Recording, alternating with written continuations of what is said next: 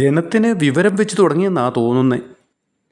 ജനാധിപത്യത്തിലെ യഥാർത്ഥ യജമാനന്മാരായ ജനത്തെ അടിമകളെപ്പോലെ കരുതുന്ന രാഷ്ട്രീയ വെള്ളിമൂങ്ങകൾക്ക് എല്ലായിടത്തും കഷ്ടകാലം.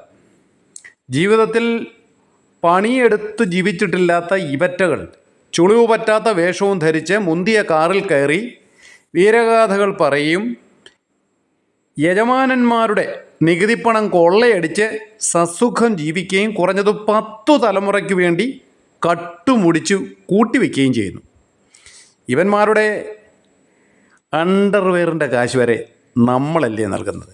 ജാതിയും മതവും ഉപജാതിയും പറഞ്ഞ് ജനത്തിനെ എന്നും പരസ്പരം തല്ലിക്കുകയും ഇവന്മാർ ചെയ്യുന്നു. എന്ന് ജനം അവരുടെ ശക്തി പൂർണ്ണമായി തിരിച്ചറിയുന്നു, അന്ന് മുതൽ ഇവന്മാർ പണിയെടുത്ത് ജീവിക്കണം, അല്ലാതെ പറ്റ് ജീവിക്കാൻ കഴിയില്ല.